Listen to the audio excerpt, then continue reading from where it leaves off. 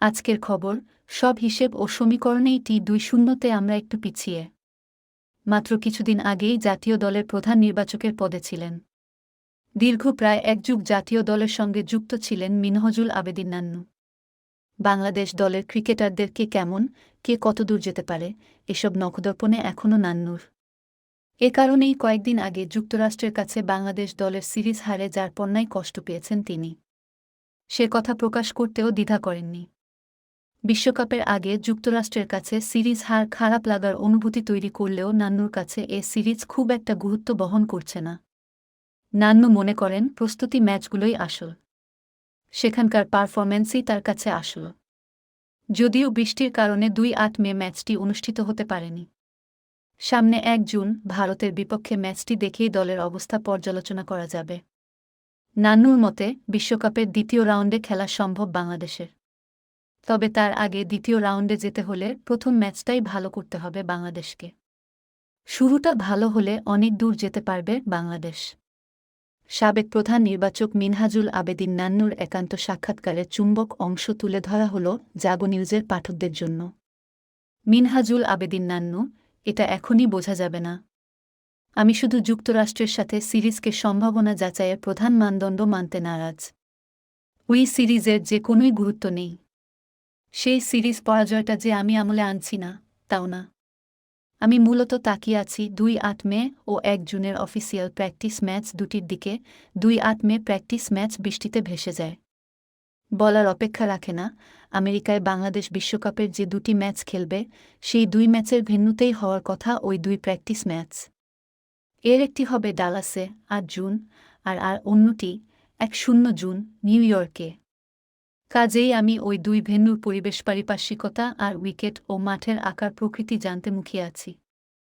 ওই দুটি প্র্যাকটিস দেখলেই বোঝা যাবে ডালাস ও নিউ ইয়র্কের কন্ডিশন কেমন হবে। জাগো নিউজ, তবে কি আপনার কাছে যুক্তরাষ্ট্রর সাথে ৩ ম্যাচের সিরিজটির কোনো গুরুত্ব নেই? নান্নু, না। তা থাকবে না কেন? আমি ওই ৩টি ম্যাচই খুব মন দিয়ে দেখেছি। ম্যাচ ৩টির চুলচেরা বিশ্লেষণও করেছি। তারপরও বলছি, আমার মনে হয় বিশ্বকাপ শুরুর আগে যুক্তরাষ্ট্র এই ম্যাচটি অনুষ্ঠিত হতে পারেনি, আর ভারতের বিপক্ষে যে দুটি অফিসিয়াল প্র্যাকটিস ম্যাচ আছে ডালাস ও নিউ ইয়র্কে, সে দুটি গা গরমের ম্যাচই আমার কাছে খুব গুরুত্বপূর্ণ। ওই খেলা দুটিতে সবার আগে উইকেট সম্পর্কে ধারণা জন্মাবে। ড্রপ-ইন পিচে খেলা। সেই পিচের আচরণ কেমন, তা জানা যাবে। সেই উইকেটে টাইগারদের অ্যাপ্রোচ, বডি ল্যাঙ্গুয়েজ, অ্যাপ্লিকেশন ও পারফরম্যান্স দেখেই একটা ধারণা জন্মাবে মূল আসরে কতদূর যেতে পারে শান্তর দল। বিজ্ঞাপন জাগো নিউজ, আপনি তো একটানা প্রায় ১ যুগ দলের সাথে জড়িত ছিলেন, তাতে আপনার এই দলটিকে কেমন মনে হচ্ছে? নান্নু, দেখুন, এমনিতেই সব হিসেব নিকেশ ও সমীকরণেই T-20 ফরম্যাটে আমাদের দল একটু পিছিয়ে। তারপরও আমাদের খেলোয়াড়দের সামর্থ্য আছে ভালো কিছু করার। যদি প্রথম ম্যাচটা ভালো হয়, মানে আমরা যদি শুরুটা ভালো করতে পারি, তাহলে হয়তো ভালোই ফল হবে। জাগো নিউজ, সেই ভালোর প্রকৃত রূপটা কি? আসলে টাইগাররা কতদূর যেতে পারে বলে আপনার ধারণা? নান্নু, অবশ্যই দ্বিতীয় রাউন্ডেই প্রত্যাশা করি। কারণ T-20 ফরম্যাটটাই এমন যে এখানে শক্তির ফারাক তুলনামূলক কম। ছোট দল বড় দল বলে তেমন কিছু নেই। এখানে নির্দিষ্ট দিনের পারফরম্যান্সটাই অনেক গুরুত্বপূর্ণ। শক্তি ও সামর্থ্যের ফারাকের চেয়ে এই ফরম্যাটে নির্দিষ্ট দিনের অ্যাপ্রোচ, অ্যাপ্লিকেশন আর পারফরম্যান্সটাই মূল। তা দিয়ে যে কোন দলকে হারানো সম্ভব। জাগো নিউজ, যুক্তরাষ্ট্রের সঙ্গে ৩ ম্যাচের সিরিজকে আপনি কিভাবে দেখছেন? আপনি ওই সিরিজ পরাজয়ে খুব হতাশ? নান্নু, হতাশ তো অবশ্যই। সেটা যতটা ফলের তার চেয়ে মাঠের পারফরম্যান্সে। আসলে প্রথম ম্যাচটি ছাড়া দ্বিতীয় ম্যাচটি তো আমাদের হাতেই ছিল।